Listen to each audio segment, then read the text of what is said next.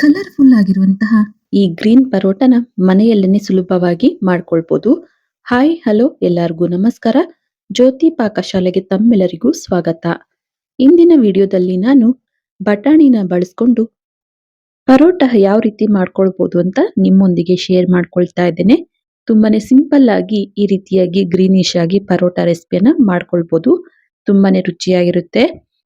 ತುಂಬಾನೇ ಕಲರ್‌ಫುಲ್ ಆಗಿರುವಂತಹ ಈ ಗ್ರೀನ್ ಪೀಸ್ ಪರೋಟಾನ ತುಂಬಾನೇ ಸುಲಭವಾಗಿ ಮನೆಯಲ್ಲೇನೆ ಮಾಡ್ಕೊಳ್ಬೋದು. ಯಾವ ರೀತಿ ಮಾಡೋದು ಅಂತ ನೋಡೋಣ ಬನ್ನಿ. ಅದಕ್ಕಿಂತ ಮುಂಚೆ ಹೊಸದಾಗಿ ನಮ್ಮ ಕುಕಿಂಗ್ ವಿಡಿಯೋಸ್‌ನ ನೋಡ್ತಿದ್ದಲ್ಲಿ ಪ್ಲೀಸ್ ಸಬ್ಸ್ಕ್ರೈಬ್ ಮಾಡ್ಕೊಳ್ಳಿ. ಈ ರೆಸಿಪಿ ಇಷ್ಟ ಆದಲ್ಲಿ ಒಂದು ಲೈಕ್ ಮಾಡಿ. ಈ ಗ್ರೀನ್ ಪರೋಟಾನ ಯಾವ ರೀತಿ ಮಾಡೋದು ಅಂತ ನೋಡೋಣ ಬನ್ನಿ. ಮೊದಲಿಗೆ ನಾನಿಲ್ಲಿ 1 ಕಪ್ ಆಗುವಷ್ಟು ಹಸಿ ಬಟಾಣಿನ ತೆಗೆದುಕೊಂಡಿದ್ದೇನೆ. ಇಲ್ಲಿ ನಾವು ಎಷ್ಟು ಪರೋಟ ಮಾಡ್ತೀವಿ ಅಥವಾ ಎಷ್ಟು ಹಿಟ್ಟನ್ನ ತೆಗೆದುಕೊಳ್ತೀವಿ ಅದರ ಮೇಲೆ ಡಿಪೆಂಡ್ ಮಾಡಿ ಬಟಾಣಿನ ತೆಗೆದುಕೊಳ್ಬೇಕಾಗುತ್ತೆ. ಈ ಹಸಿ ಬಟಾಣಿನ ಚಿಕ್ಕ ಮಿಕ್ಸಿ ಜಾರಿಗೆ ಸೇರಿಸಿ 2 ತುಂಡಾಗುವಷ್ಟು ಶುಂಠಿ, 2 ಹಸಿಮೆಣಸಿನಕಾಯಿ, 1 ಹಿಡಿ ಆಗುವಷ್ಟು ಕೊತ್ತಂಬರಿ ಸೊಪ್ಪು, ಅನಂತರ ಒಂದು ಟೀ ಗ್ಲಾಸ್ ಅಲ್ಲಿ ಅರ್ಧ ಗ್ಲಾಸ್ ಆಗುವಷ್ಟು ನೀರನ್ನ ಸೇರಿಸಿ ಇದನ್ನ ಆದಷ್ಟು ನುಣ್ಣಗೆ ನಾವು ಪೇಸ್ಟ್ ಮಾಡ್ಕೋಬೇಕಾಗುತ್ತೆ. ನೋಡ್ಬೋದು ನಾನಿಲ್ಲಿ ತೋರಿಸ್ತಾ ಇದ್ದೇನೆ. ಈ ರೀತಿ ಆದಷ್ಟು ನುಣ್ಣಗೆ ನಾವು ರುಬ್ಕೋಬೇಕಾಗುತ್ತೆ. ನೋಡ್ಬೋದು ಈ ರೀತಿ ನುಣ್ಣಗೆ ನಾವು ಈ ಪೇಸ್ಟ್ ಅನ್ನ ರುಬ್ಕೊಳ್ಬೇಕು. ಈಗ ಈ ಬಟಾಣಿ ಪೇಸ್ಟ್ ಅನ್ನ ಸೈಡ್ಗೆ ಇಡ್ತೇನೆ. ಅನಂತರ ಈ ರೀತಿ ಒಂದು ಅಗಲವಾದಂತಹ ಬಟ್ಲನ್ನ ತೆಗೆದುಕೊಳ್ತೇನೆ.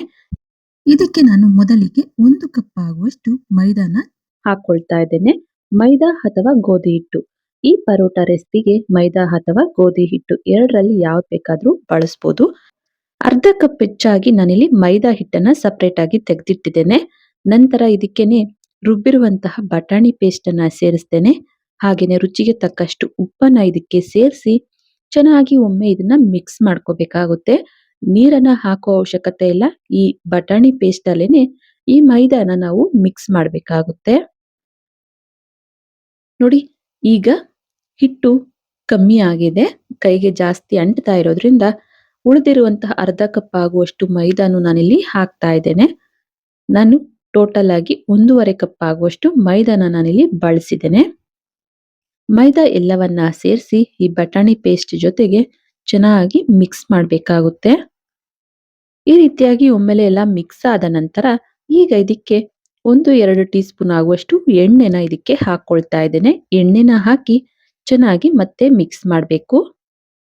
ಮಾಮೂಲಿಯಾಗಿ ನಾವು ಪರೋಟದಲ್ಲಿ ಮೈದಾ ಅಥವಾ ಗೋಧಿ ಹಿಟ್ಟನ್ನ ಬಳಸಿ ಮಾಡ್ತಾ ಇರ್ತೇವೆ. ಆದ್ರೆ ಈ ರೀತಿ ಹಸಿ ಬಟಾಣಿ ಪೇಸ್ಟ್ ಇಂದ ಒಮ್ಮೆ ಟ್ರೈ ಮಾಡಿ. ಕಲರ್‌ಫುಲ್ ಆಗಿರೋದ್ರಿಂದ ಮಕ್ಕಳಿಗಾಗ್ಲಿ ದೊಡ್ಡವ್ರಿಗಾಗ್ಲಿ ತುಂಬಾನೇ ಇಷ್ಟ ಆಗುತ್ತೆ. ರುಚಿನೂ ಅಷ್ಟೇನೆ ತುಂಬಾನೇ ರುಚಿಯಾಗಿರುತ್ತೆ ಈ ರೆಸಿಪಿ ಅಂತೂ.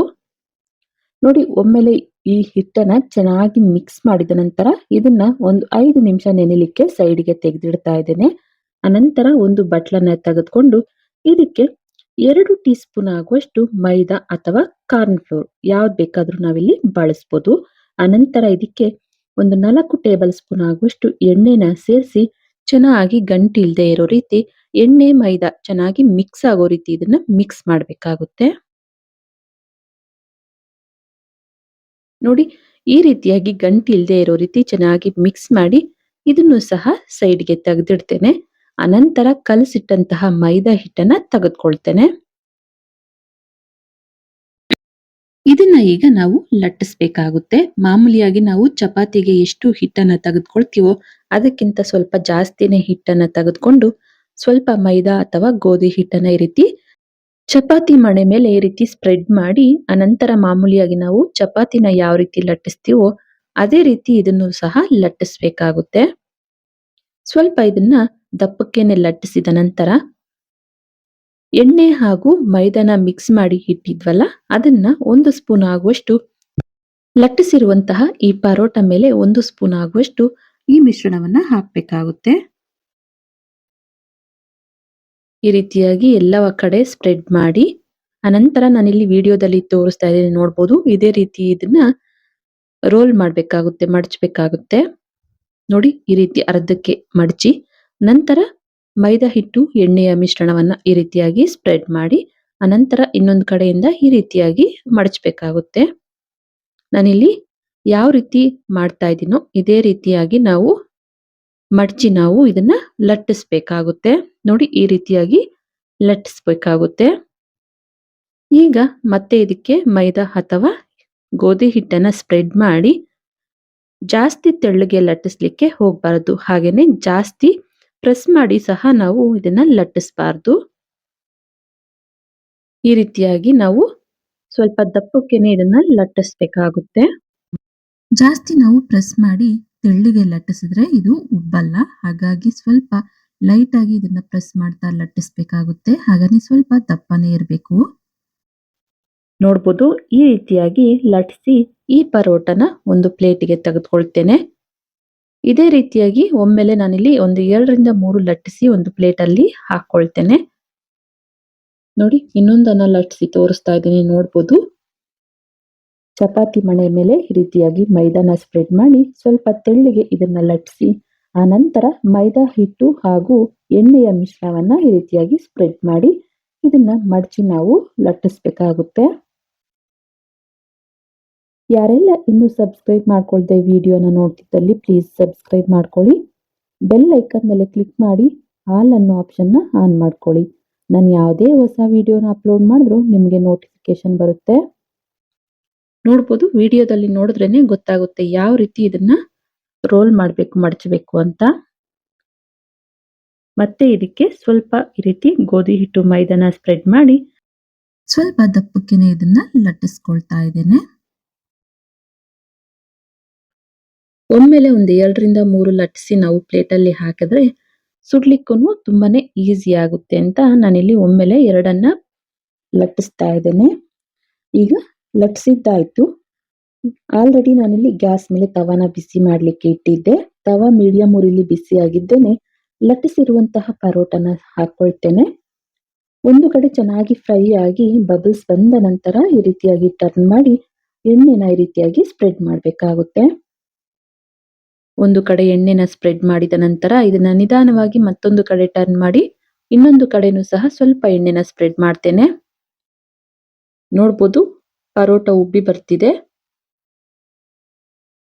ನೋಡಿ ಎಷ್ಟು ಚೆನ್ನಾಗಿ ಉಬ್ಬುತ್ತಿದೆ ಅಂತ.